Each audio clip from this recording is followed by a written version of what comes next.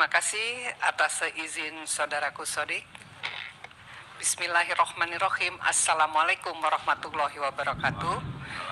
Yang kami hormati saudaraku Ketua dan seluruh jajaran pimpinan Komisi 10, yang kami hormati saudaraku PLT Dirjen GTK dan Sekretaris Dirjen PAUD Dikdas dan Dikmen, dan seluruh yang hadir pada kesempatan kali ini, baik berada di dalam ruangan maupun di dalam virtual.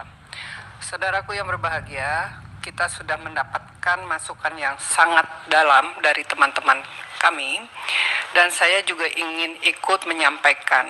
Yang pertama, kami dari fraksi Partai Amanat Nasional sesungguhnya mengucapkan terima kasih yang sebesar-besarnya atas program guru honor menjadi ASN melalui program P3K, dan itu sudah dibicarakan dari tahun 2021. Sepertinya saya mengikutinya dengan sungguh-sungguh, dan semua persoalan yang mungkin akan timbul sudah dibicarakan, termasuk satu permasalahan yang dasar, yaitu soal pembiayaan. Soal pembiayaan di dalam ruangan sidang ini juga sudah disampaikan bahwa pembiayaan itu ada gaji pokok dan ada tunjangan-tunjangan yang semuanya disediakan dari APBN dan melalui DAK dan DAU. Nah, itu. Tetapi permasalahan ternyata timbul, yang saya juga tidak paham kenapa ini tidak bisa diantisipasi oleh Kemendikbudristek sebagai leading sektor, yaitu bahwa contoh soal, saya memakai studi kasus Bengkulu. Di dalam lembaran saudaraku, ya, bahwa di halaman 5 kami juga melihat di sini Bengkulu ada sekitar 705 yang menunggu pengangkatan, seperti itu, belum diangkat, dan saya sudah menerima dari 523 orang yang sudah lulus dan hari ini belum diangkat, dan seperti yang saudaraku sudah ketahui, karena tidak ada formasi. Kenapa tidak ada formasi? Dan guru-guru di Bengkulu ini ya sabar, tadi seperti yang lain, mungkin seluruh guru di Indonesia ini sabar. Jadi mereka sudah mengadu ke provinsi, ke DPRD, ya pokoknya ke semua yang berhubungan dengan itu. Jawabannya adalah, kenapa Provinsi Bengkulu tidak membuka formasi? Satu, kata dasar adalah tidak memiliki keuangan yang cukup untuk membayar tunjangan. Satu.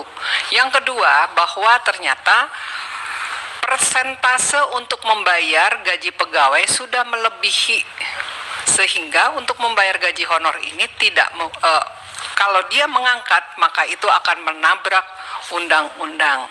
Nah, saudaraku, ini adalah satu hal yang muncul dari program kita yang sudah luar biasa bagusnya.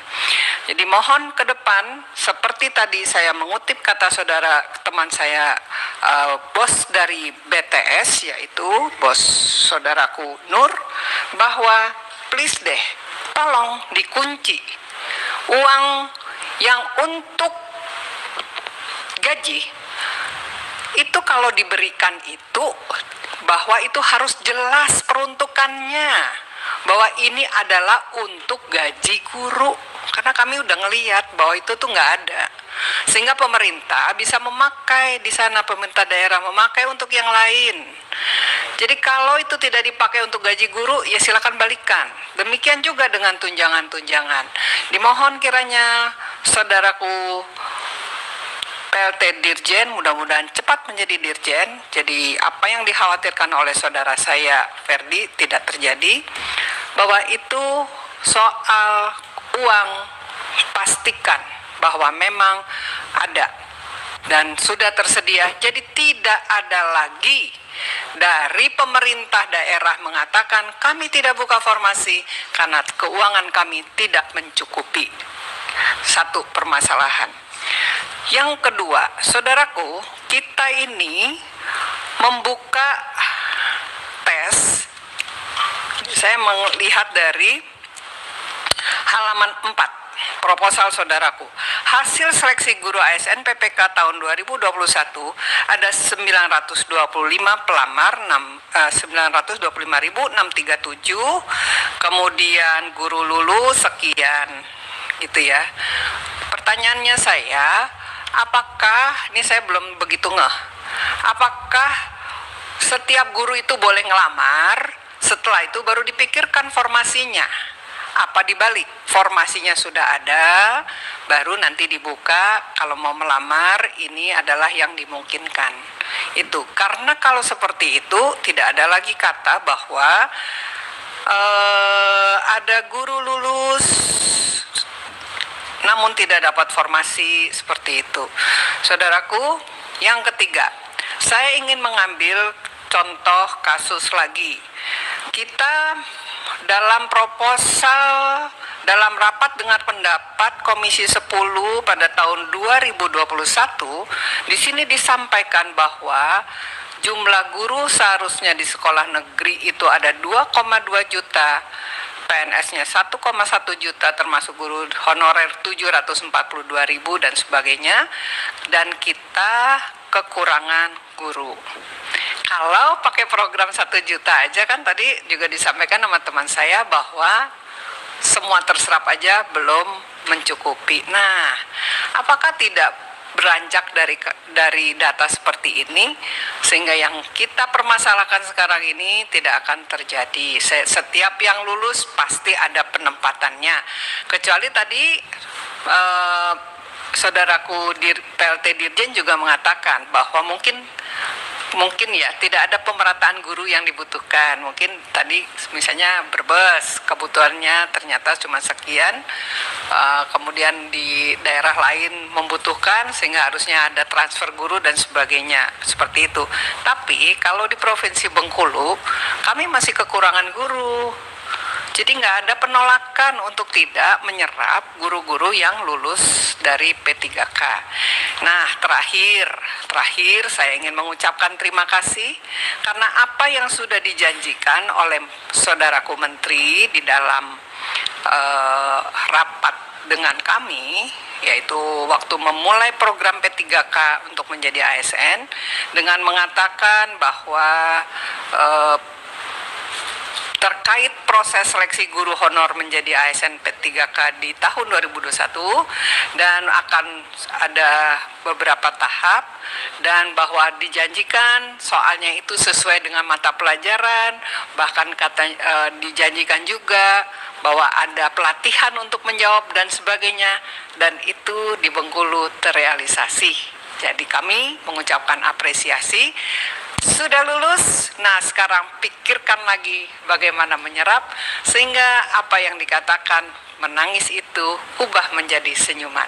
Billahi taufiq wal hidayah. Wassalamualaikum warahmatullahi wabarakatuh. Terima kasih pimpinan. Terima kasih Bu Dekor, Bu Dewi Koryati. Selanjutnya kami persilahkan Ibu Iliza. Ya, Assalamualaikum warahmatullahi wabarakatuh. Syukur pada Allah dan salat pada Rasulullah, pimpinan, seluruh anggota Komisi 10, Prof. Nunu, beserta seluruh jajaran. Yang pertama, selamat Prof, diangkat sebagai PLT. Jadi pelaksana lillahi ta'ala gitu ya. Semuanya lillahi ta'ala di Kemendikbud ini hampir rata-rata semuanya ya, dari dirjen sampai direktur gitu. Yang sebetulnya saya ingin menyampaikan begini, dari rapat ke rapat. Awal Mas Menteri itu dengan happy-nya menyebutkan bahwasanya kemampuan beliau melobi menyiapkan anggaran untuk 1 juta guru honorer yang akan diangkat melalui P3K. Ini sebuah kebahagiaan yang kita terima bersama, luar biasa. Tapi ketika implementasi, kita kayaknya memberikan pepesan kosong. Walaupun setiap paparan yang disampaikan ada kemajuan sekian-sekian. Tapi ini sebetulnya kita bukan memberikan solusi makin sehari ke depan. Ini semakin menambah masalah gitu. Masalah kita itu udah banyak, bertambah-tambah masalah yang ada. Yang saya ingin maksudkan masalah-masalah itu, yang sudah lulus passing grade, itu nggak diangkat, dan kemudian mereka dikeluarkan dari guru honorer. Yang tadinya mereka punya pendapatan walaupun kecil, beragam jumlah yang diterima, ada yang masih 50.000, 150, 200, 300, ada yang 1 juta gitu.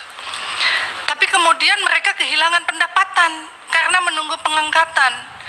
Ini kan ketidakpastian, jadi menambah masalah bukan hanya untuk kita tapi untuk mereka. Dan saya sedih sekali tadi waktu Prof. Nunu menyampaikan ini pasti akan ada berurayan air mata gitu. Dan sudah kita pastikan mereka mengeluarkan air mata gitu. Karena tidak mungkin diangkat karena nggak punya formasi. Ini bagaimana ini? Kalau mintanya cari solusi ke kita, tentu kita nggak punya solusi, Prof. Solusinya hanya ada komitmen, political will, ya ada pemerintah, lintas kementerian, lintas lembaga. Kalau nggak punya database yang konkret, di mana bisa ditempatkan? Karena kan ini Kementerian Pendidikan, leading sektor itu hanya sebetulnya untuk mengangkat dan kemudian menempatkan. Dan harus komunikasi, koordinasi dengan pemerintah daerah. Ingat saya, di awal saya mau dilantik, setelah dilantik, itu kepala daerah di media sosial hampir rata-rata angkat spanduk, memberikan dukungan untuk segera mereka bisa honorer ini diangkat. Kita semangat betul. Tapi kemudian ketika ini dibuka, pemerintah nggak punya kemampuan, pemerintah daerah untuk mengangkat mereka. Ada formasi tapi nggak ada uang untuk mengangkat, akhirnya SK mereka tidak dikeluarkan. Koordinasi komunikasi ini harus ada perbaikan untuk kepastian. Kalau buka ya buka, udah pasti ada kepastian mereka diangkat. Jangan kita ini begitu turun ke daerah, kita lagi yang diserbu. Seakan-akan kita rapat ke rapat menghabiskan uang negara hanya untuk rapat-rapat saja. Tadi di dalam paparan, ada sejumlah 15.415 atau 5,2% yang telah diterbitkan PP3K ini, namun masih menunggu pengangkatan Pemda. Kemudian ada 5.312, ada 1,8% dalam proses verifikasi berkas untuk penerbitan NIP 3K. Ini sampai kapan batas waktunya? Kita perlu kepastian. Karena untuk memperkuat keyakinan mereka yang lolos seleksi ini, guru ASN P3K ini, akhirnya memang mereka, kan ini mempengaruhi psikologis, mental dari mereka gitu. Mereka udah mengabdi untuk negara ini gitu. Kemudian di halaman 5 ada 616, 0,2%, itu berkasnya tidak lengkap, mengundurkan diri dan tidak memenuhi syarat.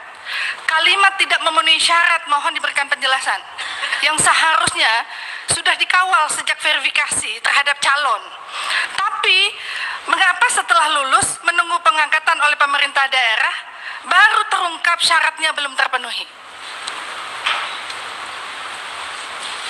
Kemudian di halaman 7, dalam rapat sebelumnya perlu koordinasi komunikasi intensif, sosialisasi antara pemerintah pusat dengan daerah gitu ya, dengan lintas kementerian ini menyangkut dengan kepastian ketersediaan informasi. Sehingga sebanyak 24.876, 12,8% dari 193.954 guru telah lulus passing grade belum dapat ditempatkan. Ini datanya lengkap. Kita kan nggak mau terus-terus begini, duduk-duduk begini. Harus ada ketika kita mendapat kepastian, sehingga inilah yang akan kita bawa pulang kepada guru-guru di sana. Ini loh, jangan lempar lagi masalah ke kita.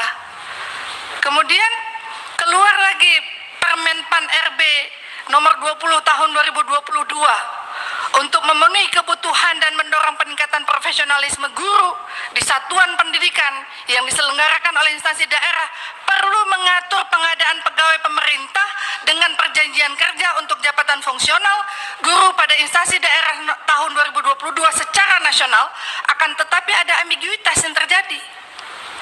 Contoh, pada pasal 36 ayat 1, pemilihan sekolah sebagaimana dimaksud dalam pasal 34 ayat 2 merupakan keberminatan pelamar untuk memilih tempat bertugas apabila diterima sebagai P3K yang dalam pasal 34 ayat 2 berbunyi pelamar umum sebagaimana dimaksud pada ayat 1 dapat memilih kebutuhan P3K jabatan fungsional guru di seluruh sekolah wilayah Indonesia yang belum terpenuhi oleh pelamar prioritas. Artinya, apabila diterima, maka pelamar beranggapan penempatan sesuai dengan pasal 36 ayat 1, pemilihan sekolah sebagaimana dimaksud pada pasal 34 ayat 2 merupakan keberminatan pelamar untuk memilih tempat bertugas apabila diterima sebagai P3K. Dan junto pasal 34 ayat 2 Permenpan RB nomor 20 tahun 2022 akan tetapi ini akan terbantahkan dengan pasal 36 ayat 2 bahwa keputusan tempat bertugas sebagaimana dimaksud pada ayat 4 ditentukan oleh P3K berdasarkan rekomendasi dari kementerian yang menyelenggarakan urusan pemerintahan di bidang pendidikan, kebudayaan, ilmu pengetahuan dan teknologi, dan ayat 4 yang dimaksud adalah pasal 33 sementara yang dimaksud dalam 36 ayat 2 adalah tentang seleksi prioritas. Ini yang kami maksud bahwa dalam Permenpan RB nomor 20 tahun 2022 ini tidak ada kejelasan, ketidakpastian terkait penempatan yang dipilih itu, Pak. Maka sebetulnya yang kami nggak bisa menyalahkan hanya Kemendikbud, karena ini lintas sektoral. Harus ada komitmen keperpihakan dari Kemenpan RB yang sinkron dengan apa yang dimaukan oleh penyeleksi penempatan para guru ini, dan kemudian political will dari Kemenq untuk benar-benar bukan hanya bicara DAU yang udah ada, udah dipakai, udah nggak ada lagi duitnya. Harus ditambah DAU ke daerah kalau ada komitmen, sehingga pemerintah daerah itu berkewajiban, ditambah kewajiban daerah untuk APBD murninya menyiapkan tunjangan prestasi kerja mereka. Kan ada tambahan tunjangan. Udah mereka nggak ada duit, DAU nggak diturunkan, alokasi pengangkatan diberikan formasi, bagaimana mereka punya kepastian untuk diangkat? Jadi kalau nggak ada kepastian anggaran daerah, jangan buka peluang itu. Jangan kasih pepesan kosong. Udah P1 belum diangkat, buka lagi P2, P3. Kasih dulu kepastian untuk yang awal ini, gitu. Ini kan kalau kita menyelesaikan mencarut ini benangnya udah kusut sekali. Gimana cara kita benang kusut ini kita ulur satu-satu persatu, gitu. Sehingga ada kepastian, ada penyelesaian, walaupun kita ini walaupun lama tapi nggak nambah-nambah terus masalah, karena buka-buka terus peluang. Padahal carut-marutnya nggak terselesaikan. Belum lagi nggak punya farmasi. Jadi memang ya kita mau bilang apa ya? Ya urut dada, mau bilang sabar. Ya sabar, tapi kan ini penzaliman.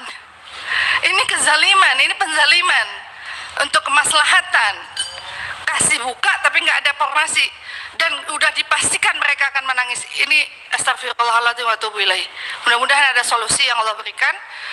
Kita nggak boleh memastikan mereka berair mata, karena hak mereka itu sudah berkontribusi, sudah lama mereka berair mata. Jangan permanenkan air mata mereka.